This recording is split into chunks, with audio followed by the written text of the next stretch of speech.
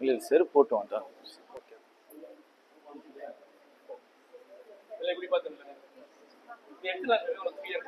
இருக்கட்டும். இப்படி வாங்க வரிசையா. இப்படி வந்து மக்கள் நாங்க பார்த்து ஜெபிக்கணும் உங்களுக்கு. இப்படியா இப்படி இங்கிட்டு பாரு, எங்களை பாரு. இப்படி இல்லை வரிசையா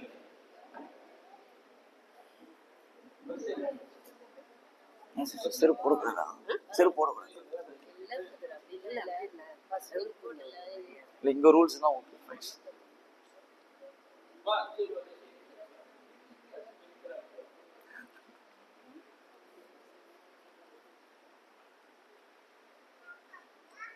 ஓகே, எல்லோரும் இங்க இருக்கிற சகோதர சகோதரிக்கு தான் நம்ம கொஞ்ச நேரம் துதிக்க போறோம்.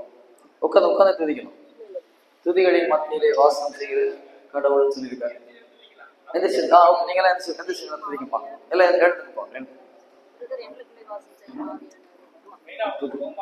ஆமா, அப்போ அவங்க எந்த நோய் இருந்தாலும் கடவுள் குணப்படுத்தணும்னு சொல்லி மனசுல வச்சு துதிங்க. அந்நிய பாஷையில எத்தனை பேர் பேசுறீங்க? அந்நிய பாஷை வர உள்ளவங்க அந்நிய பாஷையில பேசுங்க. ஓகேங்களா? நானும் அவங்களுக்காக ப்ரேயர் பண்றேன். துதிக்கும் போது கடவுளுடைய வல்லமை இறங்கி போடும், கட்டுகள் உடைக்கப்படும். ஆனா ப்ரேயர் பண்ண எடுத்து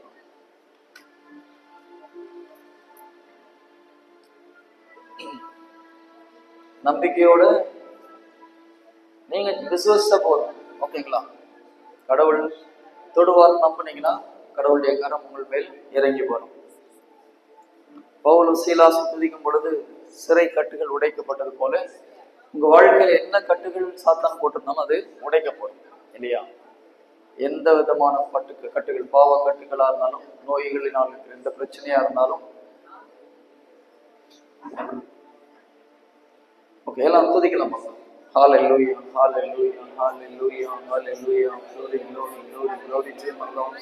Ori bala sharama vida raba sharama la la la sharama shri. Oh sharama la la la la.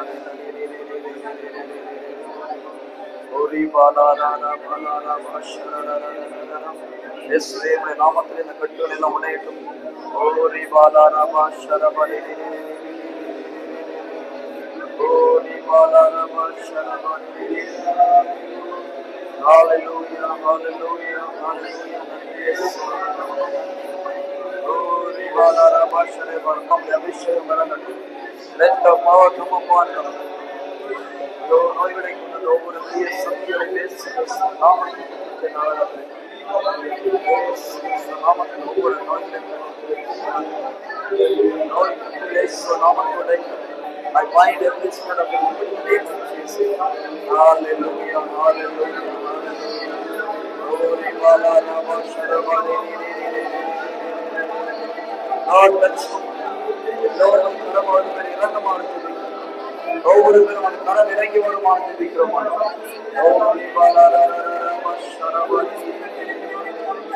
ஒவ்வொரு மக்களும் இயேசு நாமத்தில் உடையட்டும். We break every bondage in the name of Jesus. ஒவ்வொரு நோய்களும் இயேசு நாமத்தில் நீங்கி போகட்டும்.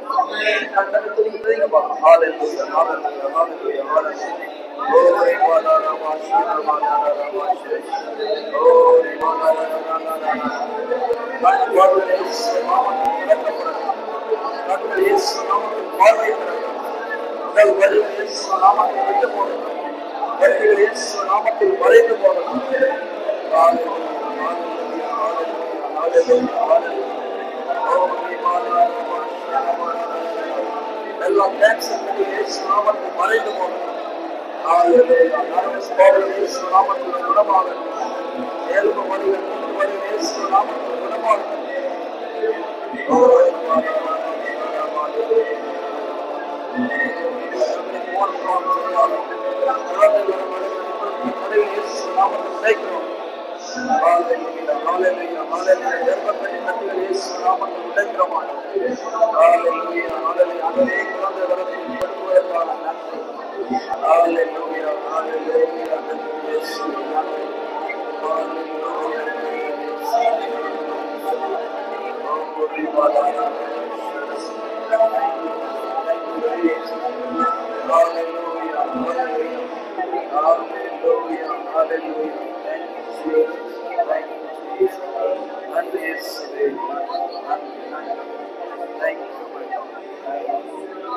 Jesus' name. Amen.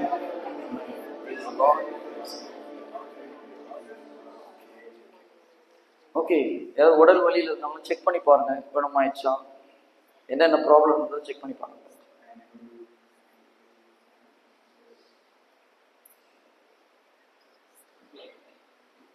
Joints pain, தலைவலி, மூட்டு வலிலாம் இருந்ததுன்னா போயிடுச்சான்னு பாருங்க. மற்றவங்க நீங்க போகலாம், வேற ஏதாவது பெயின் இருந்தவங்க பெயின் போயிடுச்சா, ஏன்னா மற்ற நோய் கடவுள் குணப்படுத்தியிருக்கா அது உங்களுக்கு கண்டுபிடிக்க முடியாது, அடுத்த டெஸ்ட்ல உங்களுக்கு அது தெரியும். ஆனால் உடல் வலி, மூட்டு வலி அந்த மாதிரி இருந்ததுன்னா வலி போயிடுச்சான்னு பாருங்க. கழுத்து வலி, தலைவலி தான் இருந்ததுன்னா போனவங்க ஆண்டவருக்கு சாட்சி சொல்லணும். யாராவது சரியானவங்க இருந்தீங்கன்னா சாட்சி சொல்லணும். என்னாச்சு சார்? சொல்லுங்க சார்.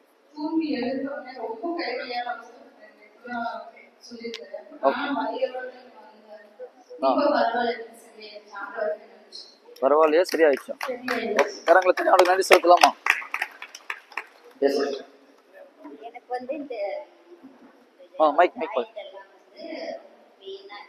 ஓகே ஓகே சொல்லுங்க.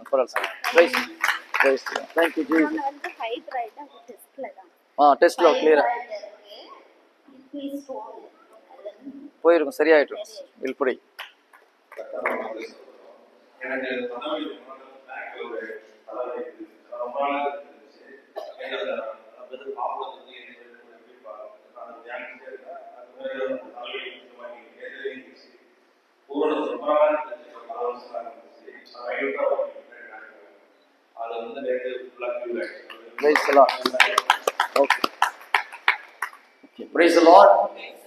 இன்னும் உடம்பு வலி, தலைவலி, கை தலைவலி ஏதாவது மாதிரி இருக்கவங்க யாராவது இருக்கலாம்? நீ ஏதாவது கை வலி, இடுப்பு வலி, தலைவலி யாருக்கா இருக்கான்? சொல்லுங்க சொல்லுங்க, வாங்க சொல்லுங்க. சாட்சி வாங்க வாங்க. செக் பண்ணி பார்த்துட்டு இருந்தீங்களா? Okay, good. எனக்கு வந்து இந்த பையன் வந்து ரொம்ப வலியா இருக்கு, சேர்ல உட்கார முடியாது. நான் வரவும் கூட நினைச்சுக்கிட்டு என்ன உட்காருது அப்படின்னு நினைச்சுதான் வந்தேன். ஆனா இங்க வந்து நேரத்துல இருந்து ட்ரை பண்ணி சேர போய் உட்காந்து செக் பண்ணேன். இப்ப எனக்கு அந்த வலி ரொம்ப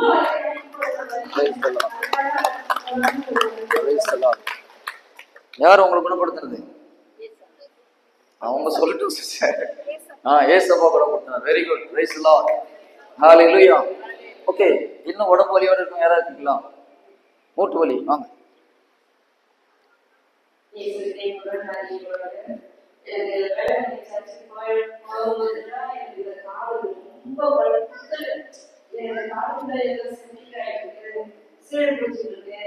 அதனால நம்மளால காலை நடக்கவே முடியாது. செருப்பு போட்டாலும் செருப்புல கால் வரும்போது இந்த சாட்சி சொன்னதாக ட்ரீட்மெண்ட் பண்ணி வந்தாங்க காலுக்கு. அதனால நேற்று நான் சர்ச்சுக்கு வரும்போது கால் ஊனிக்கு தான் வந்தேன். இப்ப நாங்க சொன்னாரு இதெல்லாம் சரியாயிடுச்சு, நம்மளோட அந்த சுகர் அப்படின்னு சொன்னாரு.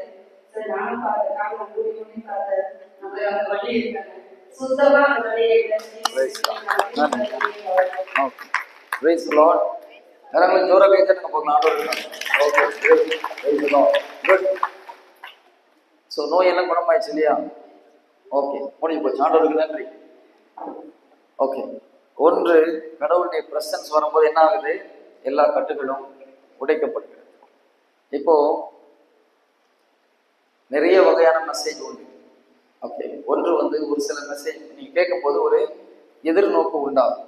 வாழ்க்கையில் விரக்தியின் எல்லைக்கு போற ஒருத்தருக்கு, ஆகா நம்ம இதுக்கப்புறம் வாழ்றது பிரயோஜனம் இல்லை, நம்மளை யாரும் இந்த பிரச்சனையிலிருந்து விடுவிக்க முடியாதுன்னு போறவங்களுக்கு ஒரு சில மெசேஜ் கேட்கும் பொழுது ஒரு ஆறுதல், என்னைக்காவது ஒரு நமக்கு பிரச்சனை சரியாகும்.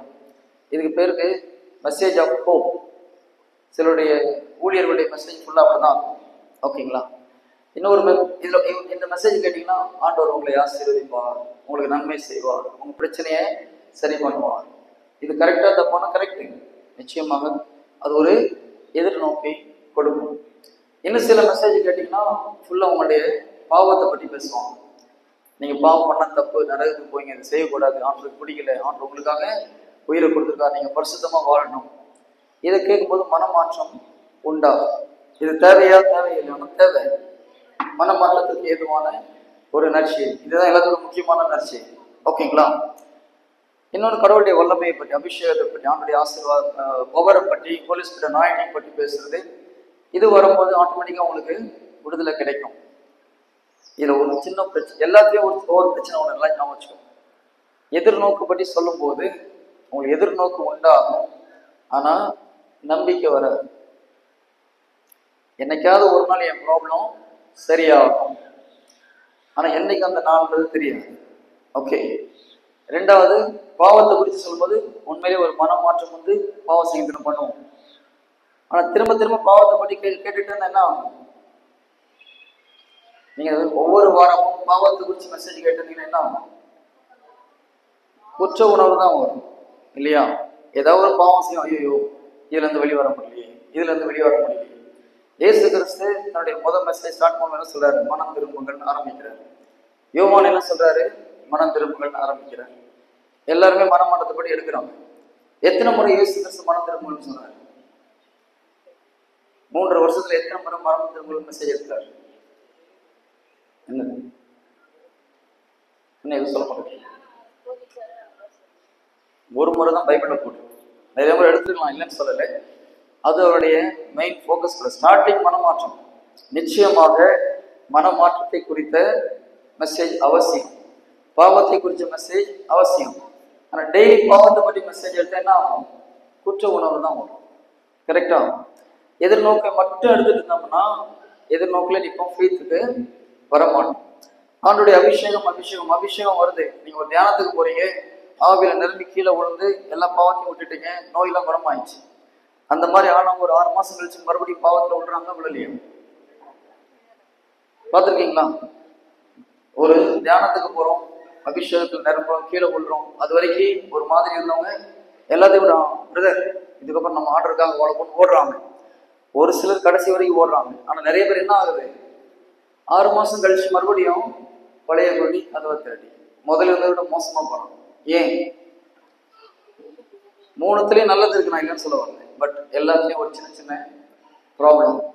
ஏன்னா அபிஷேகத்தில் நீங்க நிரம்பி ஆவியில துதிச்சு எல்லா கட்டுகளும் உடைஞ்சு எல்லா நோய்களும் குணமானாலும் நீங்க நிலைச்சு நிக்கணும்னா விசுவாசம் அவசியம். ஜீசஸ் மறுபடியும் மறுபடியும் சொல்றாரு, என்னுடைய வார்த்தையின் மேல் உங்கள் வாழ்க்கையை கட்டுங்க.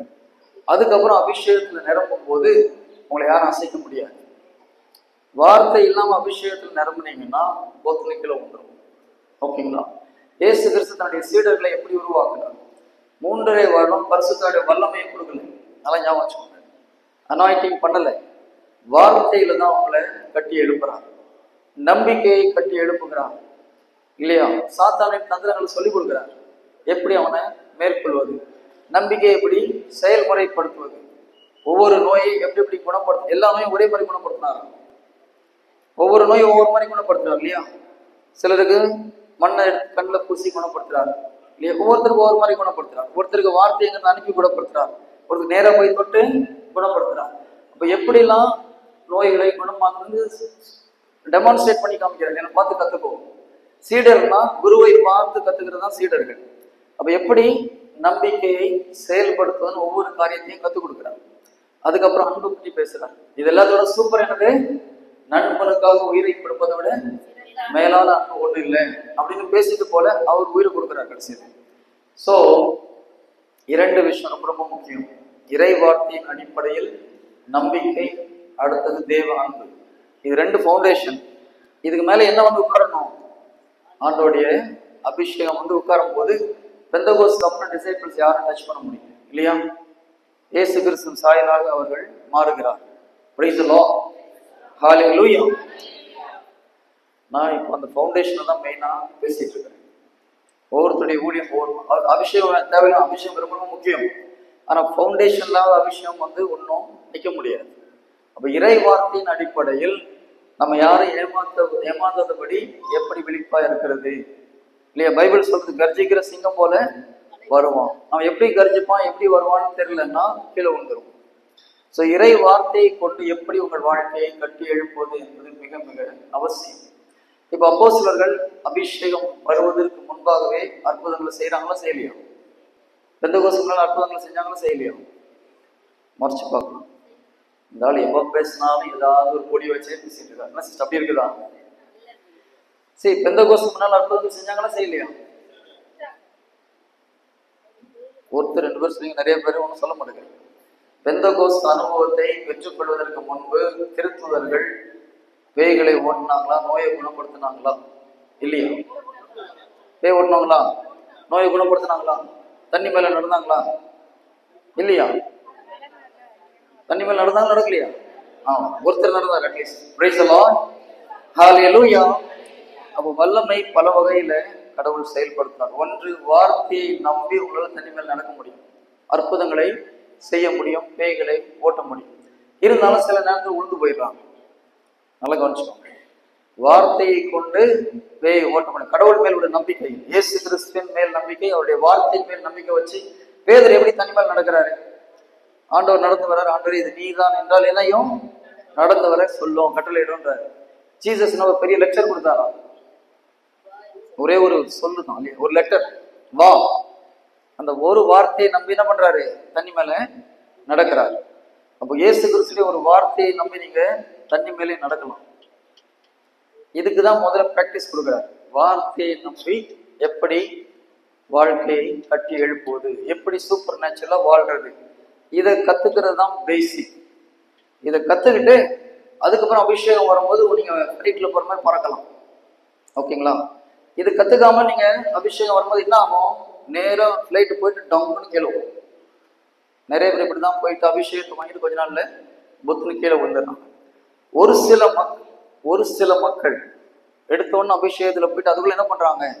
கீழே விடுறதுக்குள்ள இறை வார்த்தையை கத்துக்கிட்டு ஸ்டெபிலைஸ் ஆனாங்கன்னா அப்படியே பறக்குறாங்க. அதுல ஒரு ஆள் தான் புனித சின்னப்பர். எடுத்தோன்னு என்ன பண்றாரு? ஆண்டவர் அனனியாவை போய் தலையில கை வச்சு அபிஷேகம் பண்ணுறாரு.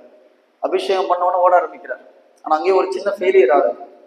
திருத்தூதர் பணி 8வது அதிகாரத்துல படிச்சீங்கன்னா அவர் போய் பயங்கரமா ஆரோக்கியம் பண்ணி மக்கள் எல்லாத்தையும் குழப்பினார். பயங்கர ஆரோக்கியம் பண்ணி ஜெயிக்கிறார். ஒரு ஆத்மாவும் ஆதாயம் பண்ண முடியல. அதுக்கப்புறம் போயிட்டு அவரு 2-3 வருடங்கள் தனியா உட்கார்ந்து செவித்து இறை வார்த்தையை வெளிப்பாடுகளின் வழியாக கத்துக்கொண்டப்புறம் மறுபடி ஓடுறார். எப்படி வந்தாலும் இறை வார்த்தை தான் அடிப்படை. இறை வார்த்தையின் அடிப்படையில் நம்பிக்கை, நம்பிக்கையினால் வருகிற கடவுளுடைய அன்பு, இது பேஸ். சரி, நம்பிக்கை நீங்க பயங்கரமா ஃபெய்த், நீங்க என்னென்னமோ பண்றீங்க, ஆனா அன்பு இல்லைன்னா என்ன அர்த்தம்? வெத்து வேட்டுனா. சென்ட் பால் ரொம்ப தெளிவா சொல்றாங்க, மலையை பெயர்க்கிற நம்பிக்கை இருந்தாலும் அன்பு உன்னிடம் இல்லை என்றால் ஒலிக்கிற வெண்கலம் போல இருக்கு, நீங்க யூஸ்லெஸ் அர்த்தம். அப்போ கடவுளுடைய வார்த்தை இல்லாமல் கடவுளுடைய அன்பு வருமா? நீங்க 1 கொரிந்தியர் 13வது அதிகாரத்தில் இருக்கிற எல்லா வார்த்தையும் எடுத்து பார்த்தீங்கன்னா ஒரிஜினல் வேர்டு அந்த அன்புக்கு பதிலாக அகாப்பேன்னு தான் போட்டிருக்கு. அகாப்பே அப்படின்னா கடவுளுடைய அன்புன்னு அர்த்தம். ஸோ புனித சின்னப்பர் சொல்ற அன்பு மனித அன்பு அல்ல, கடவுளுடைய அன்பு. கடவுளுடைய அன்பு பொறுமை உள்ளது, இழிவானதை செய்யாது, நன்மை செய்யும், அதெல்லாம் வரிசையை சொல்லிட்டே வர்றாரு. ஓகே, அவர் எந்த அன்பை பற்றி பேசுறாரு? மனித அன்பை பற்றி பேசவில்லை, கடவுளுடைய அன்பை பற்றி பேசுகிறார். இறை வார்த்தையின் அடிப்படையில் உங்கள் உள்ளத்தில் ஊற்றப்பட்டிருக்கிற கடவுளுடைய அன்பு வெளியில வரும். ரோமர் 5:5 சொல்லுது, பரிசுத்தாவின் வழியாக நம் உள்ளங்களில் கடவுளுடைய அன்பு ஒழியப்பட்டிருக்கிறது. இல்லையா? எல்லாரும் உள்ளத்திலையும் அந்த அன்பு ஊத்தப்பட்டிருக்க, ஊத்தப்படலையா? இருக்குதா? ஊத்தப்பட்டிருக்கான். ஆனா அந்த அன்பு வெளியே வருதான். நம்ம என்ன பண்றோம்? நம்முடைய அன்பை கொண்டு மற்றவர்களை அன்பு செய்ய ஆரம்பிக்கிறோம். நம் அன்பை கொண்டு ஒரு நாளும் கடவுளை மாதிரி அன்பு செய்ய முடியாது. நல்ல ஞாபகம் வச்சுக்கோங்க. நிறைய பேர் ஃபெயிலியர் ஆகுது, இது ஒரு ரீசன். நம்முடைய மனித அன்பை கொண்டு இறை வார்த்தையை கடைபிடிக்க முயற்சி பண்றோம். ஜீசஸ் என்ன சொன்னாரு? உன் அன்பை கொண்டு அன்பு செய்ய சொன்னாரா? என்ன மாதிரியே நீ மற்றவங்களை அன்பு செய், நான் உங்களை அன்பு செய்தது போல நீங்கள் மற்றவர்களை அன்பு செய்யுங்கள். இயேசு கிறிஸ்து மற்றவர்களை அன்பு செய்தது போல நம் அன்பை கொண்டு மற்றவர்களை அன்பு செய்ய முடியுமா? முடியாது. அவருடைய அன்பு அளவில்லாத அன்பு, எதிர்பார்க்காம செய்யற அன்பு இல்லையா? என்ன பண்ணாலும் மாறாத அன்பு. மனித அன்பு அப்படி இருக்குதா? கிடையாது. வீட்டுக்காரங்க ஒரு முன்னுவிட போறாருன்னு யாரோ ஒருத்தர் சொன்னாலே அப்படியே பிபி இது வரைக்கும் ஏறி போகுது. ஆகுதா ஆகலையா? இல்லையா?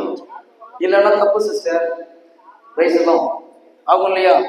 ஆமா. ஆனா ஜீசஸ் அப்படியாவது நம்ம ஓகே, ஒரு கிறிஸ்தவன் இந்து கோயில போய் பூஜை பண்றோம், ஆண்டவர் அன்பை மாத்திடுறாரு.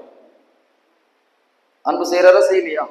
மனம் கஷ்டமா இருக்கணும், அன்பு செய்யறாரு இல்லையா? அதே அன்பு தான். அவர் அன்புல மாற்றமே கிடையாது இல்லையா? என்ன பாவம் பண்ணாலும் அவர் அன்புல மாற்றம் கிடையாது. ஸோ கடவுளுடைய அன்பு மாறாத அன்பு, அளவில்லாத அன்பு. எவ்வளவு பாவம் பண்ணாலும் மன்னிக்க மாட்டேன்னு சொல்றாரு. எவ்வளவு பாவம் பண்ணிட்டு போனாலும் மன்னிக்கிறாரு இல்லை மன்னிக்க மாட்டேங்கிறாரு? மன்னிச்சுட்டா நான் என் முகத்துல முடிக்காதுன்னு சொல்றாரு. மனித அன்பு அப்படி சொல்லும், மன்னிச்சுட்டு இதுக்கப்புறம் என் மூஞ்சில முடிக்காது போ. கடவுள் அப்படிதான் சொல்றாரா? கடவுள் அன்பு மாறாத அன்பு. இந்த அன்பை வச்சுதான் நம்ம அன்பு செய்யணும். Praise the Lord. Hallelujah. நான் சொல்றது வித்தியாசம் புரியுதா? நீங்க இந்த அன்பை யூஸ் பண்ண மாட்டேங்கிறீங்க. பரிசுத்த ஆவியின் வழியாக உள்ளத்தில் ஊற்றப்பட்டு இருக்கிற இந்த தேவ அன்பை நம்ம பயன்படுத்த மாட்டேங்கிறோம். நம்ம அன்பை வச்சு மற்றவங்க கிட்ட அன்பு செய்யறோம். அப்புறம் அதே போல அவங்க நம்ம அன்பு செய்யணும் எதிர்பார்க்கிறோம். கடவுளை அன்பு எதிர்பார்த்து செய்வது அல்ல இல்லையா? கடவுளுடைய அன்பு நான் 5 ரூபா கொடுத்தா நீ எனக்கு திருப்பி 5 ரூபா கொடுக்கணும், இது மனித அன்பு இல்லையா? சோ தேவ அன்பு நம்ம உள்ளத்தில் ஊற்றப்பட்டிருக்குது. இந்த அன்பை வெளியில கொண்டு வரணும். இந்த அன்பை நீங்க வெளியில கொண்டு வரணும்னா கடவுளுடைய நம்பிக்கை, வார்த்தையின் அடிப்படையான நம்பிக்கை இருக்கணும். இந்த வார்த்தையை கடைபிடிக்கும் போதுதான் அந்த அன்பு வெளியில வரும். Praise the Lord. Hallelujah. இந்த அன்பை எப்படி வெளியில கொண்டு வரதுன்றது ரொம்ப ரொம்ப முக்கியம். நான் சொல்றேன் அது எப்படின்னு சொல்லிட்டு. அப்போ நம்ம டிஃப்ரெண்ட் டைப் ஆஃப் மெசேஜ் பார்த்தோம். நான் உங்களுக்கு இங்க ஃபோக்கஸ் பண்றது இறை வார்த்தையின் அடிப்படையில பேஸ்மெண்ட் கட்டடம் எழுப்புறது எப்படி, அதுக்கப்புறம் ஒயிட் வாஷ் பண்ணி சோஃபா போறதெல்லாம் சூப்பரா இருக்கும். அதான் நம்ம சூப்பரா இருக்க அப்புறம் இல்லையா? வீடு கட்டும்போது நல்லா அழகா இருக்கா, கட்டடம் கட்டும் போது அசிங்கமா இருக்கு. நான் இப்ப சொல்லிக் கொடுத்தது கொஞ்சம் அசிங்கமா தெரியும், ஆனா இது இல்லைன்னா நீங்க கீழே விழுந்துருவீங்க. Price the Lord. இது கட்டி முடிச்ச அப்புறம் ஆவியானவர் வரும்போது சூப்பரா இருக்கும். ஜீசஸ் அப்படிதான் கட்டணம் எழுப்பினார். இறை வார்த்தையை வச்சு அப்போஸ்தலருடைய எல்லா டவுட்ஸ் எல்லாம் கிளியர் பண்ணார், எப்படி போகணும்னு சொல்லி கொடுத்தார். அதுக்கப்புறம் தன்னுடைய அன்பை வச்சு எப்படி பண்றதுன்னு சொல்லி கொடுத்தார். அதுக்கப்புறம் ஒன்று சொன்னார், நான் போன அப்புறம் ஒருத்தர் அனுப்புவேன், அவர் வந்து உங்களுக்கு எல்லாவற்றையும் கற்றுக் கொடுப்பார். பெந்தெகோஸ்து அபிஷேகம் வரும்போது சீடர்கள் பயங்கர பவர்ஃபுல்லா இருந்தாங்க. அதுக்கப்புறம் எங்கேயாவது சீடர்கள் கீழே விழுந்த மாதிரி பைபிள்ல இருக்கா? ஏதாவது ஒரு இடத்துல அதுக்கப்புறம் பேதுரு பயந்து ஓட்டுற மாதிரி அல்லது யாராவது ஒருத்தர் மறுதளிச்ச மாதிரி எங்கேயும் பைபிள்ல கிடையாது. உயிரை கொடுக்க சொல்லும் போது தைரியமா உயிரை கொடுத்தான். பேதுருடைய வாழ்க்கையை படிக்கும்போது என்ன சொல்றாரு, ஜீசஸ் நீங்க சிலுவையில் அடிச்சீங்கன்னா அந்த அளவுக்கு தகுதி கிடையாது, அவருக்கு தகுதி கிடையாது, தலைகளை அடிங்கன்னா. எப்படிப்பட்ட ஒரு விசுவாசம், நம்பிக்கை, தைரியம், போல்ட்னஸ். அந்த போல்ட்னஸ் எப்போ வரும்? எப்போ வரும் போல்ட்னஸ்? எங்க எப்போ வரும் போல்ட்னஸ்? நம்பிக்கை இறைவார்த்தை வழியா தான் வருது. அன்புனாலதான், நம்பிக்கைனாலதான் அன்பு வெளியில வருது. ஆனா அந்த தைரியம் பரிசுத்தாவி கொடுக்குது இல்லையா? அதுக்கு முன்னால எதிரியை பார்த்து பயந்து ஓடுறோம். பேதுரு ஓடுறாரு. ஆனா அதே பேதுரு பெந்தெகோஸ்துக்கு அப்புறம் என்ன பண்றாரு? நீ அடிச்சாலும் உதைச்சாலும் ஆண்டவர் பற்றி பேசாம இருக்க முடியாதுன்றார்.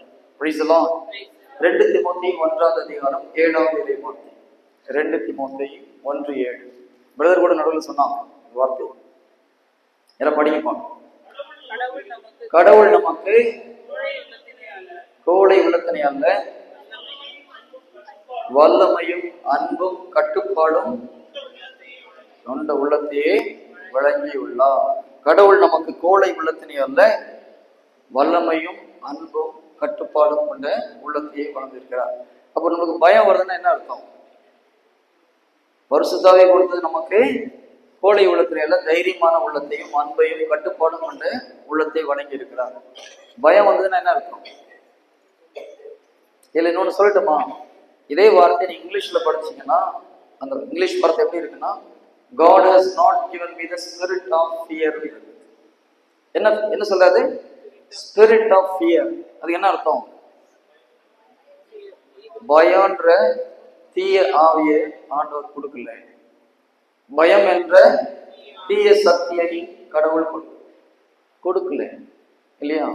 அப்ப நம்மளுக்கு பயம் வந்ததுன்னா அது எங்க இருந்து வருது? தீய ஆவியிடம் வருது. புரியுதுங்களா? பைபிள் அப்படிதான் சொல்லுது. God has not given me the spirit of fear. எப்பப்பெல்லாம் பயம் வருதோ அது தீய ஆவியிடம் இருந்து வருகிறது. கடவுள் தீய ஆவியை கொடுக்கல, பயம் என்ற தீய ஆவியை கொடுக்கல. ஆனால் அன்பும் வல்லமையும் கட்டுப்பாடும் கொண்ட உள்ளத்தையே நமக்கு கொடுத்திருக்கிறார். Praise the Lord. யாருக்கெல்லாம் எதிர்காலத்தை குறித்து பயம், நோயை குறித்து பயம், இல்ல தோல்வி அடைஞ்சிருமோன்னு பயம், எந்தெந்த வகையில பயம் வந்தாலும் இந்த வார்த்தையை தினமும் அறிக்கை பண்ணீங்கன்னா என்ன ஆகும்? அந்த பயம் போயிடும். எத்தனை பேருக்கு பயம் இருக்கு? குழந்தைகளை குறித்த பயம், எதிர்காலத்தை குறிச்ச பயம், உடல் நலத்தை குறிச்ச பயம். 2 பேருக்கு தானா? பரிசுத்தாய் வரும்போது பயம் போகும். நான் தான் மறுபடியும் சொல்றேன். இன்னொருத்த வந்து என்ன சொல்லுவான்? டாக்டர் நீ கேன்சர் 4th ஸ்டேஜ்னு சொல்றாரு அப்படின்னா என்ன ஆகி போச்சு? பயம் வருதா வரலையா? அப்ப நமக்கு தெரியணும் அதை எப்படி டிஃபெண்ட் பண்றதுன்னு தெரியணும். அப்ப இந்த இறை வார்த்தைகள் தொடர்ந்து அறிக்கை பண்ணும் பொழுது இந்த வார்த்தை உங்களுக்கு அந்த சக்தியை கொடுக்கும். கடவுளுடைய வார்த்தை அந்த சக்தியை கொடுக்கும். Praise the Lord. Hallelujah. சரி, ஒண்ணு ஞாபகம் வச்சுக்கோங்க. பைபிள்ல ஜீசஸ் எல்லாத்தையும் விதையா தான் கொடுத்துருக்காரு. விதை விதைப்பவர் ஊமையை பார்க்கணும் இல்லையா? எத்தனை பேருக்கு இந்த ஊமை தெரியும்? விதை விதைப்பவர் ஊமை. டைம் நான் பார்க்கல. எத்தனை மணிக்கு முடிக்கணும்?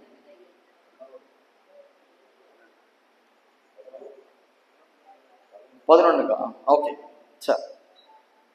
விதை விதைப்பவர் ஊமை. இந்த ஓகே, விதை விதைப்பவர் ஊமை. இந்த ஊமையில 12க்கு முடிக்கணுமா? ஓ, ½ an hour இருக்கு இல்லையா? ஃபைன். ஸோ இதுல வந்து ஒரு விதை விதைப்பவர் விதையை எடுத்துட்டு போயிட்டு என்ன பண்றாரு? 4 இடத்துல விதைக்கிறார். வழியோரமா விதைக்கிறார், வாரை நிலத்துல விதைக்கிறார், முட்செடி இருக்கிற இடத்துல விதைக்கிறார், கடைசியில ஒரு நல்ல நிலத்துல விதைக்கிறார். இந்த விதைன்றது என்னது? இறை வார்த்தை. ஓகேயா? பைபிள்ல கடவுள் கொடுத்திருக்கிற எல்லா வாக்குறுதிகளும் விதைகள் தான். நல்லா ஞாபகம் வச்சுக்கோங்க, ரொம்ப ரொம்ப முக்கியம். ஜீசஸ் இந்த பேரபிளுடைய மீனிங், இந்த ஊமையுடைய மீனிங் தெரியாம அப்போஸ்தலர் போய் கேட்கிறாங்க, ஆண்டவர் இதுக்கு என்ன அர்த்தம் சொல்லிட்டு. ஜீசஸ் அதுக்கு என்ன கேள்வி கேட்கிறாங்க? சொல்லுங்க. இதை உங்களால் புரிந்து கொள்ள முடியவில்லை என்றால் மற்ற எல்லாவற்றையும் எப்படி நீங்கள் புரிந்து கொள்வீர்கள்? அப்ப என்ன அர்த்தம் அதுக்கு? இந்த ஊமையை உங்களால புரிந்து கொள்ள முடியவில்லை என்றால் மற்ற ஊமைகளை நீங்கள் எவ்வாறு புரிந்து கொள்ள முடியும்? அப்ப இந்த ஊமைக்கு ஒரு ஸ்பெஷாலிட்டி இருக்கா இல்லையா? இருக்கா? ஜீசஸ் என்ன கேட்கிறாரு? இந்த ஊமையை உங்களால் புரிந்து கொள்ள முடியவில்லை என்றால் மற்ற ஊமைகளை உங்களால் எப்படி புரிந்து கொள்ள முடியும்? அதுக்கு என்ன அர்த்தம்னா, இந்த ஊமையை நீ கரெக்டா புரிந்து கொள்ளவில்லை என்றால் நான் சொல்ற எல்லா ஊமையும் தப்பா புரிஞ்சிட்டு கரெக்டா புரிஞ்சுட்டு நீ நினைச்சுப்ப, புரிந்து கொள்ள முடியாது. Praise the Lord. Hallelujah. மற்ற ஊமைகளுக்குள்ள கீ எங்க இருக்குது? இந்த ஊமையில இருக்குது. Praise the Lord.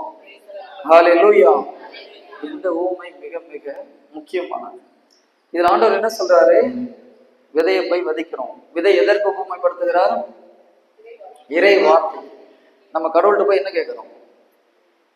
விதையை கேட்கிறோமா கனியை கேட்கிறோம்? புரியுதுங்களா? ஆண்டவரே எனக்கு இந்த பிரச்சனை, இதை சரி பண்ணுங்க, அதை சரி பண்ணுங்க. அவர் என்ன சொல்லுவாரு?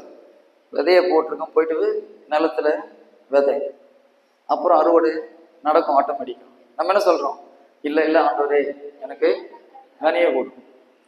பிரச்சனை புரியுதுங்களா? ஓகே, அவர் இறக்கப்பட்டு என்ன பண்றாரு? ஒரு சில கொடுக்குறாரு, நான் கொடுக்கலன்னு சொல்லலை, கொடுக்குறாரு. கடவுளுடைய தாராள மனசுனால, அளவு கடந்த அன்புனால, சரி இந்த பிறகு கனியை வாங்கிக்கோ, அடுத்த முறையாவது போயிட்டு விதைன்றார். நம்ம மறுபடியும் அடுத்த பிரச்சனை வரும்போது என்ன பண்றோம்? மறுபடியும் போயிட்டு ஆண்டவரே எனக்கு கொடுங்க. ஆண்டவர் என்ன சொல்றாரு? ஏமா எல்லாம் விதையா வச்சிருக்க, போய் விதை. இதுதான் கிறிஸ்தவருடைய பிரச்சனை. நீங்க விதைச்சு உங்க நிலத்துல அறுவடை பண்ண போறீங்களா, ஒவ்வொரு முறையும் தியானத்துல போயிட்டு கனியை கேட்க போறீங்களா? எது பெட்டர்? புரியுதுங்களா? உங்க நிலத்துல நீங்க விதைச்சு அறுவடை பண்ணீங்களா, நீங்க உங்களுக்கும் போதும் மற்றவங்களுக்கும் கொடுக்க முடியும். நீங்க ஒரு தியானத்துக்கு போயிட்டு ஒரு குருவானவர் மூலமா நிறைய அற்புதங்கள் நடக்குது, ஒரு ஊழியர் மூலமா நிறைய அற்புதம் நடக்குது. அதுக்கு என்ன அர்த்தம்? அவர் விதைய அவர் நிலத்துல விதைச்சு கொஞ்சம் அவருக்கு தேவையான அறுவடையை பண்ணிட்டு மீதியை வச்சிருக்காரு. நம்ம போயிட்டு ஓசியில கேட்டு வாங்கிட்டு வரோம். ஒவ்வொரு முறை பிரச்சனை வரும்போது அவர்கிட்ட போயிட்டு எங்களுக்கு கொஞ்சம் கனியை கொடுங்கன்னு கேட்கணும். இப்ப நீங்க யாரை நம்பி வாழ்ந்துட்டு இருக்கிறீங்க? யாரை நம்பி வாழ்றீங்க பிரதர்? ஊழியக்காரன் நம்பி வாழ்றீங்க. நீங்க ஊழியக்காரன் நம்பி வாழணுமா, ஆண்டவரை நம்பி வாழணுமா? பிரைஸ் தி லார்ட், ஹல்லேலூயா. ஊழியக்காரன் கனம் பண்றது நல்லது, நான் தப்புன்னு சொல்ல வரல. ஆனா ஊழியக்காரங்க பின்னாலே ஓடக்கூடாது எல்லாத்துக்கும். ஜீசஸ் அவர் தான் இல்லை. நம்ம கடவுளை தேடி ஓடணும், அவருடைய வார்த்தையை தேடி ஓடணும். அவருடைய வார்த்தை நம்முடைய உள்ளத்தில் விதைக்கும் பொழுது அதை விளைக்க செய்யறது யாரு? கடவுள். நம்ம செய்ய வேண்டியது விதையை விதைக்கிறது தான். தண்ணி ஊற்றணும், வேற எந்த அந்த விதை யாரும் கொடுக்காதபடி பார்த்துக்கொள்ள வேண்டும். இந்த வேலை நம்ம செய்யணும். விதை விதைப்பது நம்முடைய வேலை. இப்ப 2 நாள் இங்க என்ன நடந்துட்டு இருக்குது? ஜீசஸ் உங்க உள்ளத்துல விதையை விதைச்சிட்டு இருக்காரு.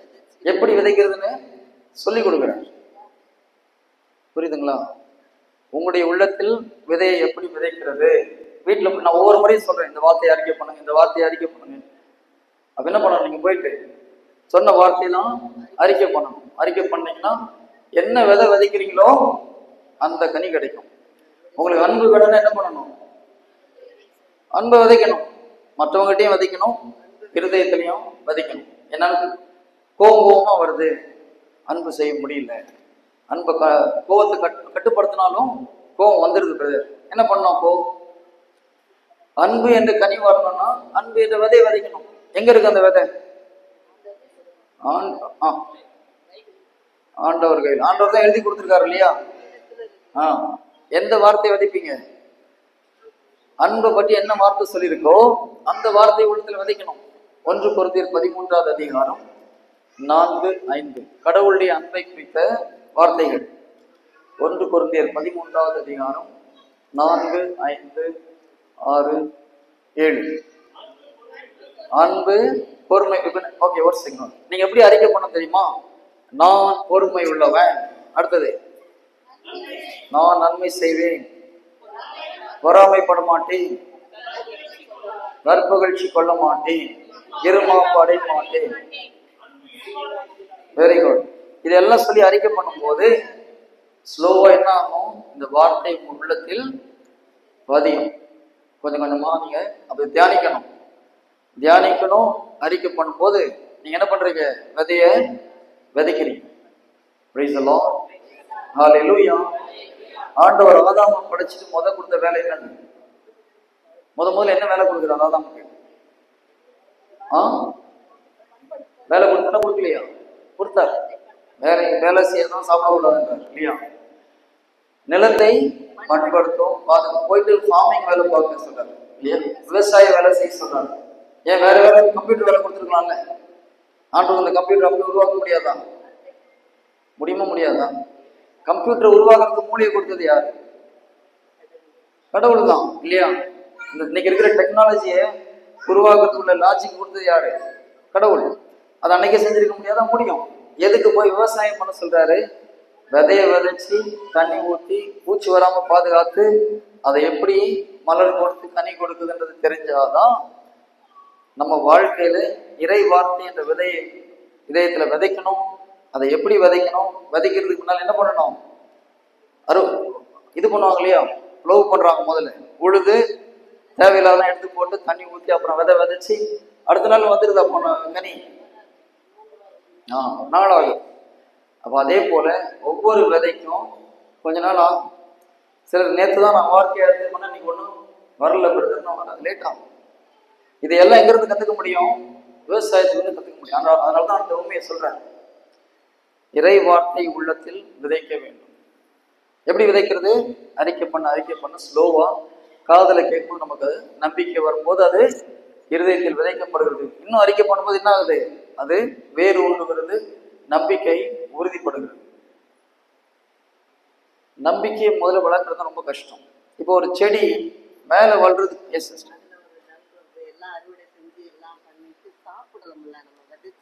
ஆமா அது ஓமையில எதை ஓகே. தக்க வச்சுக்கணும். அந்த அது வந்து நமக்கு தாராளமா சாப்பிட்றோம், சந்தோஷமா சாப்பிட்றோம். நம்ம ஓகே. சிஸ்டர் என்ன கேட்குறாங்க, நிலத்துல விதை விதைச்சு கடைசியில கனி வரும், இது சாப்பிட்றது எங்க போட்டிருக்கு அப்படின்றாங்க. நல்ல மரம் என்ன செய்யும்? ஓகேங்களா சிஸ்டர்? அதுதான் நல்ல மரம் நல்ல கனியை கொடுக்கும். நச்சு மரம் கெட்ட மரம் நல்ல மரம் நல்ல கனியை கொடுக்கும். கெட்ட மரம் எது கொடுக்கும்? நல்ல கரெக்டா பதில் சொல்லணும். நல்ல மரம் நல்ல கனியை கொடுக்கும், கெட்ட மரம் பைபிள் நல்ல கவனிச்சுக்கணும். பைபிளை கூர்ந்து கவனிச்சு படிக்கணும். பைபிள் போட்டு நல்ல மரம் நல்ல கனியை கொடுக்கும், கெட்ட மரம் நச்சு கனியை கொடுக்கும். கெட்ட கனி கிடையாது, நச்சு கனி. அப்போ நீங்க விதைய விதைக்காம களைய விதைச்சிங்கன்னா என்ன கொடுக்கும்? நச்சு தான் வெளியில வரும், வாய்ஸ் தான் வெளியே வரும். இருதயத்துல ஆண்டுடைய வார்த்தையை விதைக்கிறதுனா உங்க வாயில என்ன வரும்? வாய்ஸ் தான் வெளியில வரும். இறை வார்த்தையை விதைக்காதவன் மற்ற வாழ்க்கையை கெடுக்கும். அவனுக்கே தெரிஞ்சாலும் தெரியாலும் கெடுக்கும். நல்ல மரம் நல்ல கனியை கொடுக்கும், கெட்ட மரம் நச்சு கனியை கொடுக்கும். பைபிளை நீங்க கதப்பு படிக்கிற மாதிரி படிச்சீங்கன்னா பைபிளை புரிஞ்சுக்க முடியாது. யாக்கோபு 1:25 என்ன சொல்லுது? இறை வார்த்தை நிறைவான விடுதலை அளிக்கக்கூடிய அந்த வார்த்தையை தொடர்ந்து கூர்ந்து கவனித்து படித்தால் இந்த வார்த்தையை நீ மறக்க மாட்டேன். நிறைய பேர் வார்த்தை மறந்து போறதுக்கு காரணம் என்ன? ஒன்றுல கூர்ந்து படிக்கிறது இல்லை, இல்லைன்னா தொடர்ந்து படிக்கிறது இல்லை, இல்லைன்னா கவனிச்சு படிக்கிறது இல்லை. அப்போ கூர்ந்து கவனித்து தொடர்ந்து டெய்லி படிச்சோம்னா வார்த்தையை நாம் மறக்க மாட்டோம். எத்தனை பேருக்கு இறை வார்த்தை மறந்து போகுது? 1 2 3 அப்போ எதனால மறந்து போகுது? ஆன்சர் அதுல இருக்குது இல்லையா? இந்த நிறைவான விடுதலை அளிக்கக்கூடிய இறை வார்த்தையை கூர்ந்து கவனித்து தொடர்ந்து படிக்கணும்னு சொல்ல, கற்போ, அதை மறந்து விடுவதில்லை. இந்த 3ஐயும் நீங்க செஞ்சீங்கன்னா மறக்க மாட்டீங்க. கூர்ந்து கவனித்து தொடர்ந்து கற்போர், படிப்போர் கொள்ள. நியூஸ் பேப்பர் நம்ம வாசிக்கிறோம், ஆனா பாடப்புத்தகத்தை கற்கிறோம் இல்லையா? அப்போ வாசிக்கிறதுக்கும் கற்கிறதுக்கு என்ன வித்தியாசம்? ஸ்டடிக்கும் ரீடிங்க்கு என்ன வித்தியாசம்? அப்படியே நியூஸ் பேப்பர் வாங்கிடும், வாசிச்சுட்டு போயிடுவோம். ஸ்கூல் புக்கு படிக்கிறதுனா படிச்சு ஞாபகம் வச்சு திருப்பி ரீப்ரொடியூஸ் பண்ணணும். பைபிள் அப்படி படிக்கணும், படிச்சு ரீப்ரொடியூஸ் பண்றதுக்கு படிக்கணும். இருதயத்தில் இருந்தாலும் வெளியில வரும். இங்க வச்சு ரீப்ரொடியூஸ் பண்ணக்கூடாது, ஹார்ட்ல ஸ்டோர் பண்ணிட்டு ரீப்ரொடியூஸ் பண்ணணும். ஒரு நெகட்டிவ் தாட் வரும்போது நம்மள அறியாம வார்த்தை உள்ள இருந்து வெளியில வந்ததுன்னா நீங்க கரெக்டா ரீப்ரொடியூஸ் பண்றீங்கன்னு அர்த்தம். Price the Lord. ஒரு பயம் வந்தவொடனே என்ன வரணும்? எனக்குள்ள இருப்பவர் உலக இருக்கும் அவனை விட தெரியலன்னு வாயிலிருந்து வார்த்தை வந்ததுன்னா உள்ள சரக்கு இருக்குன்னு அர்த்தம். இல்லைன்னா எம்டி, வெளியில பார்த்தா இல்லையா, உள்ள வார்த்தை இல்லை. ஒரு பிரச்சனை வரும்போது ஐயோ என்ன ஆச்சு தெரியலன்னு என்ன அர்த்தம்? உள்ள வார்த்தை இல்லை. அதுதான் இருதயத்தில் வார்த்தையை விதைச்சிங்கன்னா ஒரு ப்ராப்ளம் வரும்போது என்ன வரும்? வார்த்தை வரணும். ஜீசஸ்க்கு வந்துதான் வரலையா இல்லையா? ஒரு சோதனை வருது, ஆண்டவர் என்ன சொல்ல? உடனே வார்த்தை தான் வெளியில வருது. ஆஹா இவன் வந்துட்டானேன்னு சொன்னாரா? இல்லை. நம்ம என்ன சொல்றோம்? ஐயோ எது நான் வரக்கூடாதுன்னு நினைச்சோமோ வந்துருச்சு. அப்போ வார்த்தை இல்லை உள்ள. நம்முடைய ப்ராப்ளம் என்ன புரியுதுங்களா? இறை வார்த்தையை நீ உள்ளத்தில் விதைத்து இந்த வார்த்தை உங்களுடைய இருதயத்தை நிரப்பணும். அப்ப உள்ள இருந்து வரும்போது வார்த்தை ஆட்டோமேட்டிக்கா வரும். Praise the lord. ஹalleluya. அப்போ இறை வார்த்தை விதைகள் தான் ஃபர்ஸ்ட் வேலை. கடவுள் கொடுத்த எல்லா வாக்குறுதிகளும் விதைகள். விதையை விதைக்காம நிறைய பேர் பழத்தை தான் கேட்கணும். ஆண்டவரே எனக்கு இதை செய்யுங்க அதை செய்ய. அவர் என்ன சொல்லுவாரு? எப்ப விதையை கொடுத்துருக்கோம், போய் நீ விதை.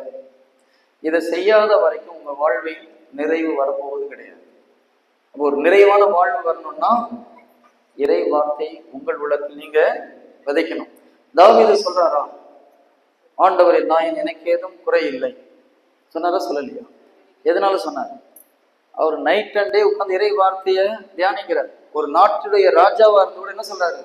இரவும் பகலும் உடைய திருச்சட்டத்தை நான் தியானிக்கிறேன். நம்ம ஒரு ஆபீஸ்ல சாதாரண கிளர்க்கா இருந்து என்ன சொல்றோம்? நேரம் இல்லை பிரதர். ஒரு நாட்டை ஆட்சி செய்யற ராஜா என்ன சொல்றாரு? இரவும் பகலும் உடைய வார்த்தையை நான் தியானிக்கிறேன். இவன் ஒரு இன்ஜினியரா இருப்பாரு, முடிஞ்சு போச்சு, பயங்கர பிஸி. ஐடி ஒரு சேல்ஸ்மேன் என்ன சொல்றாரு, பயங்கர பிஸி போகுது, ப்ரெஷர் போகுது, டென்ஷன் வரதான் செய்யும். உள்ளத்துல வார்த்தை இல்லைன்னா எல்லாம் சேர்ந்து வரும். அப்ப இறை வார்த்தையை உள்ளத்தில் விதைப்பது மிக தாவீதுக்கு அது தெரிஞ்சிருந்தது. நம்ம தாவீதை பற்றி அவன் துதிக்கிறார், பாடுறார், எல்லாம் நல்லது. எல்லாத்தோட முக்கியம் என்ன பண்ணாரு, உள்ளத்தில் வார்த்தையை வச்சு தியானிச்சுட்டே இருந்தார். மாதாவுடைய பவர் என்னது, வார்த்தையை இருதயத்தில் வைத்து தியானித்து.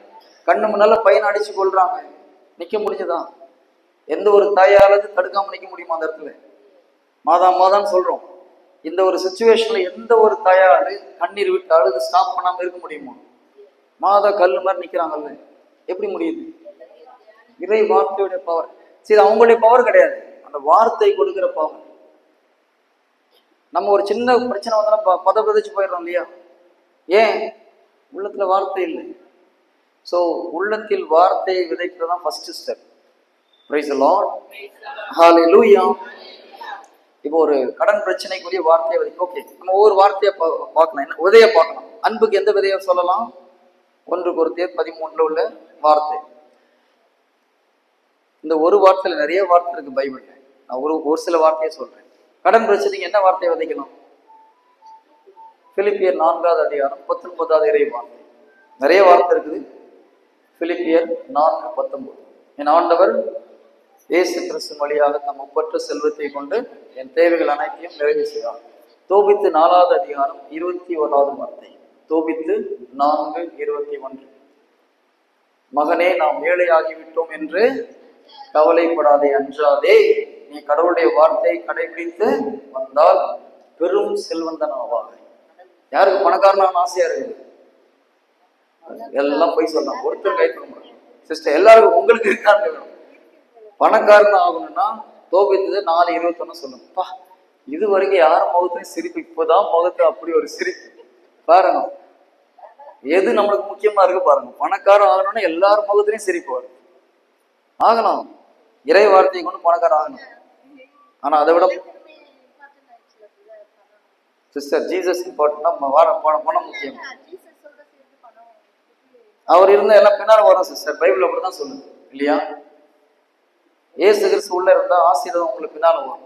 சரி, இயேசுவை நீங்கள் பின்பற்றினீர்கள் என்றால் பரலோக ராஜ்யத்தை பின்பற்றினா ஆசீர்வாதம் பின்னால வரும். நீங்க ஆசீர்வாதத்தை தேடி போனீங்கன்னா ஆசீர்வாதமும் கிடையாது, இயேசுவை விட்டுருவீங்க. எது பெட்டர்? கரெக்ட் தானே நான் சொல்லுது? இயேசு கிறிஸ்து பின்னால போனா பரலோக ராஜ்யத்தையும் சுதந்திரிச்சுக்கலாம், ஆசீர்வாதம் நம்மளை தேடி வரும். இங்கிலீஷ்ல ஒரு வார்த்தை இருக்குது, இந்த blessing will overtake you சொல்லி இருக்குது. தமிழ்ல அந்த மாதிரி இல்லை.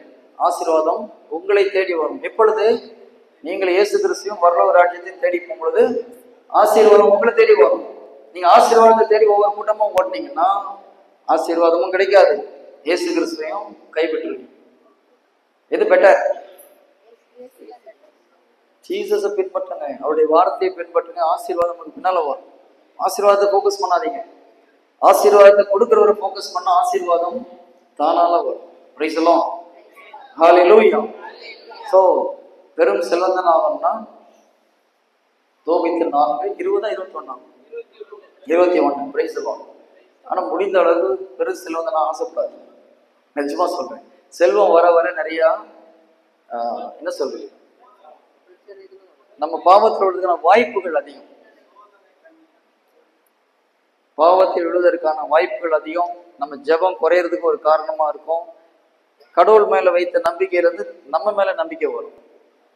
நிறைய நேரத்துல கடவுள் மேல் நம்பிக்கை வைக்கிறதுக்கு பதிலா ஓகே பணம் இருக்குது பார்த்துக்கலான்ற ஒரு மெத்தனம் வரும். பணம் அதிகமாகும் போது இல்லைன்னா எல்லாத்துக்கும் நம்ம கடவுளை சார்ந்து வாழ்வோம். அதனால பணத்துல பணம் தப்புன்னு ஆண்டவர் எங்கேயும் சொல்லலை. நல்லா ஞாபகம் வச்சுக்கோ, பணம் நல்லது இல்லைன்னு எங்கேயும் சொல்லலை. பண ஆசை தான் எல்லா துன்பத்துக்கும் காரணம் சொன்னார். ஒரு சில பெரிய பணக்காரமாக பணத்து மேல ஆசை இல்லாம இருக்கலாம், வித்தியாசம் இருக்கு. அதனால பணக்காரங்களாம் நரகத்துக்கு போகணும்னு சொல்றாதீங்க. பண ஆசை, கஷ்டத்துல இருப்பான், பண ஆசை இருக்கும், அவன் நரகத்துக்கு போவான். பண ஆசை எல்லா துன்பத்திற்கும் காரணம். பணம் துன்பத்துக்கு காரணம் ஆண்டவர் சொல்லுங்க. நிறைய பேருக்கு எல்லாம் பார்க்கறத பார்த்தா இன்னும் இது நான் சொல்றது கொஞ்சம் வேற மாதிரி தான் இருக்கும். ஆனா உண்மை பைபிள் கரெக்டா படிச்சு பாருங்க. அதைத்தான் சொன்னேன் சிஸ்டர். ஆனா கடைசியில என்ன சொல்றாரு? ஏன்னா நம்ம பணக்காரன் நினைச்சிட்டு இருக்கோம், ஆண்டவர் பேர்ல சூப்பரா இருக்கிறது வாய்ப்பு உண்டு. லாசர் பணக்காரரா இல்லையா? ஆண்டவர் பிடிச்சதா பிடிக்கலையா? நான் அந்த லாசர் இல்லை, இந்த லாசர் சொன்னேன். செல்வந்தர் லாசர், அவர் பேரே செல்வந்தர் லாசர். அவர் பணக்காரா இல்லையா? கடவுளுடைய ஃப்ரெண்டா இல்லையா? ஜீசஸ் போனா அங்க தங்குறாரா இல்லையா? ஜீசஸ் ஒரு வீட்டுல வந்து தங்கணும்னா ஒரு யோக்கியமான மனுஷனா இருக்கணுமா இல்லையா? பணத்தை வச்சும் அந்த பணத்தினால கரைபடாத ஒரு மனிதர் தான் லாசர். ஆனா கேர்ஃபுல்லா இருங்க, பணத்து மேல ஆசை வந்துச்சுன்னா காலி. பிரைஸ் தி லார்ட், ஹல்லேலூயா. அப்ப கடன் பிரச்சனைக்கு இந்த வார்த்தையை பயன்படுத்தலாம். பாவத்துல இருந்து வெளியே வர்றதுக்கு என்ன பயன்படுத்தலாம்? யாராவது கேட்பீங்க, நானும் பாக்குறதுனால ஒருத்தரும் அதுக்கு கேட்க மாட்டேங்க. பாவத்துல வெளியே வர்றதுக்கு என்ன வார்த்தைன்னு சொல்லும்போது யாரும் போது சந்தோஷத்தை காணும். ஆனா கடன் பிரச்சனை இல்லை, பணக்கார ஆகுது யார் என்ன வார்த்தைன்னு போது எல்லாம் அப்படியே பயங்கர சிரிப்பு. இதுல இருந்தா தெரியுது நீங்க எதை பார்த்து எதிர்பார்த்து ஓடி வந்திருக்கீங்கன்னு சொல்லி. பிரைஸ் தி லார்ட், ஹல்லேலூயா. யோவான் 8:31-32 உண்மையை அறிந்து கொண்டு உங்களுக்கு விடுதலை அளிக்கும். மகன் விடுதலை கொடுத்தால் பூரணமாக விடுதலை அடைவீர்களா? Okay fine. மகன் விடுதலை கொடுத்தால் பூரணமாக விடுதலை. அவன் கொடுத்துட்டாரு, கொடுக்கலையா? அப்புறம் இதுக்கு அந்த வார்த்தையை சொல்றீங்க? ஓகே, நான் ஒரு வார்த்தையை சொல்றேன், அதை படிச்சு பாருங்க. என்னுடைய வாழ்க்கையில் விடுதலை கொடுத்த வசனம் இதுதான். ரோமர் 6:22 இறைவார்த்தை. ரோமர் 6:22. ஆனால் இப்பொழுது நீங்கள் பாவத்திலிருந்து விடுதலை பெற்று எதிலிருந்து விடுதலை பெற்றிருக்கோம்? பைபிள் என்ன சொல்லுது? நீங்க பாவத்திலிருந்து விடுதலை பெற்று விட்டீர்கள். நம் மனசு என்ன சொல்லுது? நான் பாவி, இந்த பாவத்தினால வெளியில வர முடியல சொல்லுதா சொல்லலையா? சரி, இது ஒரு முக்கியமான பாயிண்ட். பாவத்திலிருந்து வெளியில வர்றதுக்கு முக்கியமான ஒரு விஷயம். நிறைய பேர் நான் பாவி, ஆண்டவரே நான் பாவி மனசுல சொல்லிட்டு இருக்கீங்களா இல்லையா? நம்ம அப்போஸ்தலரை பார்த்து சொல்றாரு, வார்த்தையை கேட்டிருந்தா தூய்மை ஆயிருக்கும். ஓகேங்களா? நிறைய பேர் மனசுல வரதா வரலையா? நான் பாவி, ஒண்ணுக்கு உதவாதவன், குப்பை, தூசி. ஜீசஸ் யாரையாவது பார்த்து நீ குப்பைன்னு சொல்லியிருக்காரா? யாரையாவது பார்த்து நீ பாவின்னு சொல்லியிருக்காரா? விபச்சார பண்ண கூட பார்த்து அவர் பாவின்னு கூப்பிடு இல்லையா? ஏன் இந்த பாவத்தை செஞ்சேன்னு கேட்கல. என்ன சொல்றாரு அவரு? அதுக்கு முன்னாடி ஒரு வார்த்தை எப்படி கூப்பிடுறாரு? பெண்ணே. அந்த வார்த்தை யாருக்கு பயன்படுத்தினாரு? மாதாவுக்கு பயன்படுத்தினா அதே வார்த்தை தான் அந்த விபச்சாரத்துக்கு இந்த பெண்ணுக்கும் பயன்படுத்துறாரு. See, God is so loving. புரியுதுங்களா? யாரையும் கீழ்த்தரமா பேசுறதுன்னு நினைக்கிறது கிடையாது. அவர் பார்வையில உங்களை எங்க கொண்டு போகணும்னு வச்சிருக்காரோ அப்படிதான் பாக்குறாரு. நீங்க இன்னைக்கு எப்படி இருக்கீங்கன்றத பாக்குறது கிடையாது. என்னவாக நீங்கள் மாற வேண்டும் என்று அவர் விரும்புகிறாரோ அதை தான் பார்த்து பேசுறாரு இல்லையா? நமக்கு தான் இவனை பற்றி தெரியாதான், நேற்று குடிச்சிட்டு கீழே உருட்டு கிடந்தான் நம்ம நினைக்கிறோம். என்ன சிஸ்டர்?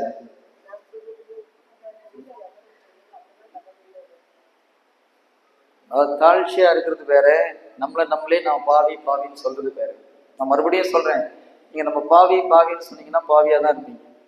உங்க மனசுல நான் பாவி செய், நல்லா ஞாபகம், மனசுல நினைக்காத உன செய்ய முடியுமா? மனதில் நினைக்காம உன செய்ய முடியுமா? ஓகே, மெடிக்கலா இன்வாலன்ட்ரி ஆக்ஷன் சொல்றீங்க, அதை விட்டுருங்க. சாதாரணமா ஒரு காரியத்தை நினைக்காமல் செய்ய முடியுமா? முடியாது. அப்போ உங்க மனசுல நான் பாவின்னு நினைச்சா என்ன செய்வீங்க? நீங்க பாவியா தான் இருப்பீங்க. கரெக்டா? ஜீசஸ் எவனையும் பாவின்னு சொல்லல, பாவியை தேடி வந்தான்றாரு. நீ பாவின்னு யாரையும் பார்த்து சொல்லல. அவர் என்ன சொல்றாரு? என் கண்ணில் விலையேற பெற்றவன், என் ரத்தத்தினால உன்னை கழுவி தூய்மையாக்கி இருக்கிறேன். பிரதர்ஸ் நம்ம வார்த்தையால் உங்களை தூய்மையாக்கிறேன், நீ பரிசுத்தமா இருக்கிறேன்றாரு. ஆண்டுடைய ரத்தம் நம்மளை சகல பாவங்களையும் கழுவி சுத்திகரித்து விட்டது. அவருடைய ரத்தம் நம்மளை நீதிமானா மாத்திச்சுன்னு சொல்லுது. அப்ப நீங்க என்ன சொல்லணும்? நான் நீதிமான அறிக்கை பண்ணீங்கன்னா நீதிமானா இருப்பீங்க. பாவின்னு அறிக்கை பண்ணா எப்படி அறிக்கை பண்றீங்க? ஆனா எப்படி அறிக்கை பண்றீங்க சார்? எல்லாம் பாவின்னு சொல்றதுனால பாவத்திலிருந்து வெளியே வர முடியும். புரியுதுங்களா? நான் பாவத்திலிருந்து விடுதலையாகி கடவுளுக்கு அடிமை ஆயிட்டேன், நான் நீதிமான், நான் பரிசுத்தன்னு அறிக்கை பண்ணீங்கன்னா நீங்க பரிசுத்தமா இருப்பீங்க, நீதிமானா இருப்பீங்க. நீ சொன்னவாறு நடக்கும், என்ன சொல்றியோ அது நடக்கும்ன்ற. நீங்க என்ன சொல்றீங்க? நான் தூசி, துரும்பு, குப்பை. ஜீசஸ் அப்படி சொல்ல மனுஷன் சொல்லி கொடுக்கறது இதெல்லாம் தப்பு. இறை வார்த்தை அப்படி சொல்லல. சரி, ஒரு பாவம் பண்ணும்போது நிறைய பேர் எங்கிட்ட உடனே இது அங்க போயிடுவாங்க, ஜீசஸ் ஓமைக்கு போயிடுவாங்க இல்லையா? ஆண்டவர் ஓமையை சொல்றாரு. ஒரு பரிசேயன் போயிட்டு நான் அதை பண்ண இதை பண்ணேன்னு பெருமையா பேசினா ஒருத்தர் நான் பாவி, நான் உள்ள ஒரு தகுதியாற்றுவேன். எப்போ நீங்க அப்படி ஜெபிக்கணும்? ஒரு பாவம் செய்யும் போது ஆண்டவரே நான் பாவி, உங்க நாள் நிக்கிறதுக்கு தகுதியற்றவன், என்ன மன்னிச்சிருங்கன்னு கேட்கணும். ஓகே, முடிச்சு மன்னிப்பு கொடுத்தப்பறம் என்ன பண்ணணும்? நான் நீதிமான நீங்க டான்ஸ் போட்டீங்கன்னா ஓகே, அப்போதான் நீதிமானா வாழ முடியும். சரி, நான் சொல்றதுலாம் 100% ட்ரூத். உங்களுக்கு நம்ப முடிஞ்சா நம்புங்க, கேட்க செவிடையோ கேட்கட்டும். நீங்க பரிசுத்தமான வாழ்க்கைக்கு வரணும்னா நீங்க பாவின்னு சொல்ற வரைக்கும் பரிசுத்தமா வாழ முடியாது. பாவம் செஞ்சா மன்னிப்பு கேட்டு முடிச்சப்பறம் ஆர்டர் மன்னிக்கிறாரு. அதுக்கப்புறம் நான் நீதிமான் போனீங்கன்னா நெஞ்சு நிமித்திட்டு போனா நீதிமான். சாத்தம் பார்ப்போம், ஆகும் நேற்று வரைக்கும் இவனை கட்டில வச்சிருந்தா இன்னைக்கு ஒரு மாதிரி நடந்து வரானு கொஞ்சம் கேர்ஃபுல்லா பக்கத்துல போகணும்னு யோசிப்போம். பிரைஸ் தி லார்ட், ஹல்லேலூயா. நான் சிம்பிளா ஒரு கேள்வி கேட்கிறேன். உங்க பையனும் பொண்ணு ஒரு பெரிய தப்பு பண்ணிட்டான், ஓகேங்களா? கடைசியில் வந்து உங்களுக்கு மன்னிப்பு கேட்கணும். எப்பா நான் ஒரு பெரிய தப்பு பண்ணிட்டேன், உங்களுக்கு கஷ்டமா இருக்குதுன்னா சரி மன்னிச்சுட்டேன் போடா அப்படின்னு சொல்லிட்டு டின்னர் சாப்பிடலாம்னு கூப்பிடுறீங்க. அவன் ஒரு நாய்க்கு போட தட்டு எடுத்துட்டு போயிட்டு வாசல்ல உட்காந்துட்டு இல்லப்பா நான் உள்ள வரதுக்கு தகுதி இல்லை, நான் இங்கே உட்காந்து சாப்பிட்றேன்னா என்ன சொல்லி டேய் எல்லாத்தையும் மறந்துட்டேன் வாடான்னு வைங்க. இல்லை எனக்கு தகுதி இல்லை, நான் பாவி, நான் அங்கே உட்காந்து சாப்பிட்றேன்னா எப்படி இருக்கும் உங்களுக்கு? இதைத்தான் நீங்க ஆண்டவர்னால செய்றீங்க. நல்லா ஞாபகம் வச்சுக்கோங்க. நாய் பண்றதை நீங்க பண்றீங்க. நான் பாவி ஆண்டவரே, உங்க முன்னால வந்து உட்காரதுக்கு நான் தகுதி இல்லை. அவர் என்ன சொல்றாரு? ரத்தத்துல கழுவினா பிதா முன்னால நேரா போலாம்டா, நீ என்ன பயப்படுற வாடான்றாரு. இல்ல நான் பாவி ஆண்டவரே, நான் வாசலுக்கு வெளியில உட்காந்துக்கிறேன். இது கரெக்டா தப்பா? நீங்க செய்யறது கரெக்டா தப்பா? பாவம் செய்யும் போது பாவம் மன்னிப்பு கேட்கறது அவசியம், பாவின்னு ஒத்துக்கிறது அவசியம். பாவம் செய்து பண்ணி முடிச்சப்பறம் எப்படி வரணும்? நான் நீதிமான் வரலன்னா நீங்க ஒரு நாள் பாவத்தை வெளியே வர முடியாது. நிறைய பேருக்கு நான் சொல்றது கரெக்ட் மாதிரி இருக்கானா, நாங்க இத்தனை வருஷம் இப்படிதானே பண்ணிட்டு இருந்தோம். அங்கதான் பிரச்சனை. இத்தனை வருஷம் தப்பா பண்ணிருக்கீங்க, அதனாலதான் பாவத்திலிருந்து வெளியே வர முடியல. See, God is ரொம்ப சிம்பிள். Jesus simple. நீ மன்னிச்சுட்டு சந்தோஷமா இருடா, நீ வெளியே வந்துருவேன்றாரு. நம்மளுக்கு இருக்க முடியல, அதுதான் பிரச்சனை. ஐயோ பாவி. அப்போ உங்ககிட்ட யார் பேசுறது? தேவையில்லாம பேசிட்டு இருக்கிறோம். கரெக்டா? நான் சொல்றது கரெக்டா? எப்போ நீங்க நீதிமான்றதை அறிக்கை பண்ணிட்டே இருந்தீங்களா நீதிமானா இருப்பீங்க. உங்களுடைய செயலினால் நீதிமான் ஆக்கப்படுகிறீர்களா, ஆண்டுடைய ரத்தத்தினால் நீதிமான் ஆக்கப்படுகிறீர்களா? புரியுதுங்களா? பழைய ஏற்பாட்டுல நீதிமான்றதுக்கு டெஃபினேஷன் வேற, புதிய ஏற்பாட்டுல நீதிமானுக்கு டெஃபினேஷன் வேற. பழைய ஏற்பாட்டுல எவனா பரிசுத்தமா வாழ்றானோ ஆண்டவர் அவரை நீதிமான்னு கூப்பிட்டாரு. யோபுவை நீதிமான்னு கூப்பிட்டாரு. எதனால? ஜீசஸுடைய ரத்தத்துல கழுவுனாலயா, அவர் ஒழுங்கா நடந்ததுனாலயா? ஓகே, சூசேப்பர் நீதிமான் பைபிள் சொல்லுது. எதனால? அவர் பரிசுத்தமா வாழ்ந்தாரு, நீதிமான் சொல்லுச்சு இல்லையா? நம்மள நீதிமான் சொல்றாரு. எதனால? நம்ம யோகியமா நடந்ததுனால கிடையாது, அவருடைய ரத்தத்தினால கழுவப்பட்டதுனால நீதிமான் ஆகப்பட்ட, நம்முடைய செயலினால் அல்ல. இதை நம்ம புரிஞ்சுட்டு என்ன பண்ணணும்? நீதிமான் சொல்லிட்டே இருந்தீங்கன்னா நீங்க நீதிமான், பாவம் ஆட்டோமேட்டிக்கா விட்டு வெளியில போகும். அதனாலதான் சொல்றேன், பாவத்தை ஃபோக்கஸ் பண்ணாதீங்க, ஃபோக்கஸ் ஆன் தி ப்ராமிஸ். இயேசு கிறிஸ்துவின் ரத்தம் என்னை நீதிமானாக மாற்றி விட்டது, என் எல்லா பாவத்திலும் கழுவிச்சு, நான் பரிசுத்தன்னு சொல்லுவோம், சாத்தாம சொல்லுவோம். ஆண்டவர் முத்திர தான் பரிசுத்தர். என்ன சொல்லணும்? அவர் ரத்தம் என்ன பரிசுத்தமா மாத்திடுச்சேன்னு சொல்லணும். இதுதான் போராட்டம். நம்ம மைண்ட் வாய்ஸ் ஒண்ணு சொல்லுது, ஆனா உண்மை என்னன்னு தெரிஞ்சு நம்ம உண்மையை அறிக்கை பண்ணிட்டே இருந்தோம்னா அந்த உண்மை உங்களுக்கு விடுதலை கொடுக்கும். கண்களை மூடி ஒப்பு கொடுப்போமா? கண்களை மூடி. வசனம் 12 மணி ஆச்சு, புரியல. சொல்றேன் சிஸ்டர், ஞாபகப்படுத்த என்னென்ன வசனம் சொல்லணும். ஓகே, எல்லாத்துக்கும் இருக்குது, விதை இருக்குது. ஓகே ஃபைன், சொல்லுங்க. 100 மெசேஜ் இருக்கு எனக்கு. சொல்றேன் சிஸ்டர், டைம் ஆயிடுச்சு. வேற ஒன்று, கண்களை ஒப்பு கொடுப்போம். Close your eyes. ஆவியானவர் உங்களோடு பேசி இருக்கிறார், இறை வார்த்தை மூலம் பேசி இருக்கிறார். இந்த வார்த்தை உங்களுக்கு பிடிச்சிருக்கா பிடிக்கலையான்றது முக்கியம் கிடையாது. இந்த வார்த்தை பைபிளை ஒத்து போகிறதா, இறை வார்த்தையோடு ஒத்து போகிறதா என்று ஆராய்ச்சி செய்து பாருங்க. இறை வார்த்தையோடு ஒத்து போயிருந்ததுன்னா உங்கள் வாழ்க்கையில் நீங்கள் இதுவரை அப்படி நடக்கலைன்னா உங்கள் வாழ்க்கையை மாற்றி அமைக்க முடிவெடுங்கள். எத்தனைதான் இறை வார்த்தையை கேட்டாலும் அந்த வார்த்தைக்கு ஏற்றபடி உங்கள் வாழ்க்கையை மாற்றினால் உண்டு மட்டுமே விடுதலை. சொல்லுங்க, ஆண்டவர் வாயத்தை ஒப்புக்கொடுங்க. ஆண்டவரே, இதை கேட்ட ஒவ்வொரு வார்த்தைகளில் எந்தெந்த இடங்களில் நீங்கள் தவறுகிறீர்களோ, இதுவரைக்கும் நீங்க உங்க பாவத்தை ஃபோக்கஸ் பண்ணீங்கன்னா அதை தூக்கி துறப்பட்டுட்டு ஆண்டோடைய வாக்குறுதிகளை ஃபோக்கஸ் பண்ணுங்க. பாவத்தை மெடிடேட் பண்றதை விட்டுட்டு ஆண்டவருடைய வாக்குறுதியை தியானிக்க ஆரம்பிங்க. பாவத்தை மற்றவர்களிடம் அறிக்கை செய்யறது, பாவத்தை குறித்த நினைவுகளை விட்டு ஆண்டவரை குறித்த வார்த்தைகளை தியானம் செய்யுங்க. ஒவ்வொரு வார்த்தைகளும் விதைகளாக கொடுக்கப்பட்டிருக்கிறது. ஆண்டவர் விதையை கொடுத்திருக்கிறார். அந்த விதையை நம்முடைய உள்ளத்தில் விதைப்பது அவசியம். அதை விட்டுட்டு நம்ம ஆர்டர் போயிட்டு கனியை கொடுங்கன்னு கேட்டா நான் எல்லாத்தையும் செய்து முடித்து விட்டேன்னு சொல்லுவார். விதையை விதைப்பது நம்முடைய கடமை, நம்முடைய வேலை. நம் இருதயத்தில் விதையை விதைப்பது நம்முடைய வேலை. ஆண்டவரே, ஒப்பு கொடுங்க. எந்தெந்த வார்த்தைகளுக்கு முரண்பாடாக நம்ம வாழ்க்கையில் வாழ்ந்து கொண்டிருக்கிறோமோ அதில் எல்லாம் மாறி என்னுடைய சிந்தனையை நான் புதுப்பிப்பேன். இறை வார்த்தையை கொண்டு என் சிந்தனையை நான் புதுப்பிப்பேன். ஒப்பு கொடுங்க. இந்த உலகத்தின் போக்கின்படி நான் வாழ மாட்டேன்.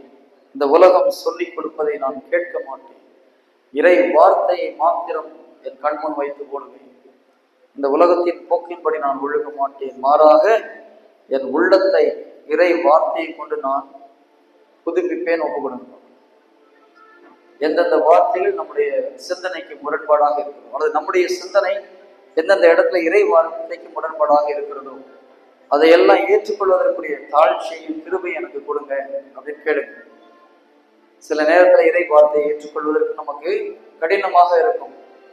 இயேசு கிறிஸ்து ஒரு சில காரியங்களை குறித்து பேசும் பொழுது அவருடைய சொந்த சீடர்களால் ஏற்றுக்கொள்ள முடியவில்லை. இதை ஏற்றுக்கொள்வது மிக கடினம் என்று ஆண்டவர் விட்டு பிரிந்து போனார். அந்த இறை வார்த்தை, உண்மையான வார்த்தையை, உண்மையான போதனையை ஏற்றுக்கொள்ளக்கூடிய தாழ்ச்சியை எனக்கு கொடுங்க. ஞானத்தை எனக்கு கொடுங்க. என் கண்களை திறந்து விடுங்க. அந்த வார்த்தையின் ஒளியை நான் பெற்றுக்கொள்ள எனக்கு கிருபை செய்ய கொடுங்க. நன்றி இயேசுவே. அப்பா, நீர் ஒவ்வொருவரோடும் பேசிக் கொண்டிருப்பதற்காக நன்றி.